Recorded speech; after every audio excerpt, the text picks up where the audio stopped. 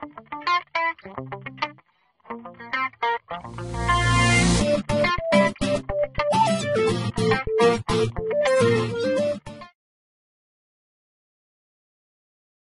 guys, this is Carlos and Sean. We're both doing a tutorial on Redstone.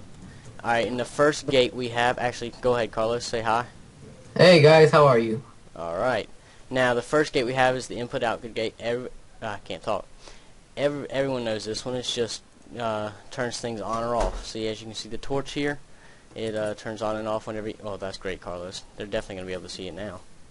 Good. See, you can see it turning now. Oh. Alright, Carlos, we got a few things we have to do here. Oh, Lord.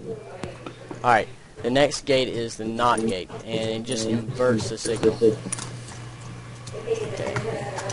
Then we have the OR gate, which basically, if you have one side on, you can't turn the other side on or off. It just will nullify it. It'll always be on. Okay, and now we have the XOR gate, which basically means that if you have to have both of these switches in the same position for any of the redstone up here to change. So if it's one like this, that means that this will be on. And if we have both of them on, then this will be off. And the same thing goes opposite. If we have both of these off, then the redstone will be off as well. And now we have the NOR gate. NOR gate, it has a torch here, so whenever you power this side, it'll turn this off like this. And if you have, oh great, Carlos died.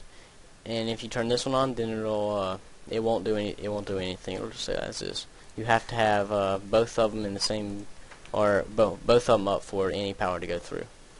And let me see here. I think somebody knocked my sign off. I can't remember what this one's name. We'll come back to that one. Alright, we'll get that one later. Alright, the next one is the XNOR gate, and basically what it does is whenever you have one of these down, it'll always change the state of the redstone. So this is the output here, and if we have this one down, then it would be off, as you can see. But if we were to flip this one, it turns it on, and if we were to flip this one back up, it will turn it off. So any combination of these levers would always change the state of the redstone at the end. Okay guys, now we have the NAND gate, and with this one what it does is if you have this one on, the redstone's on, and if you have this one on, the redstone's also on. Basically, I don't even know what this one's for. I think it's just kind of there. I haven't even seen it in use ever. I don't even know. Alright, now we have the ancient 5 clock. Basically all you do is you can have as many of these blocks with redstone torches going all the way around, but it always has to be an odd number, and at the least you can have is 5. That's why it's called the 5 clock, and it just constantly rotates. You can have up to 7, and it's infinite amount, but the more you have blocks in it, the more lag you will get. Alright, now we have the RS NAND latch. It's a memory cell, so if you were to turn this one on, it causes something to happen. Let me see, actually. Yeah, turns that torch off. And if you were to turn this one off, then it flips the the redstone around. So this would be output 1, this will be output 2 right here, as you can see. See, if we flip this one, it should change the state. Now they're both on. Now this one will change it to where just that one's on. Now for our next gate, we have the SE lock, and it's the dual lock. And basically, if you flip this torch, or you flip that switch, this torch will turn off. Then also on top here, we have this torch that'll turn on. So if I was to flip this real quick, this one would turn off.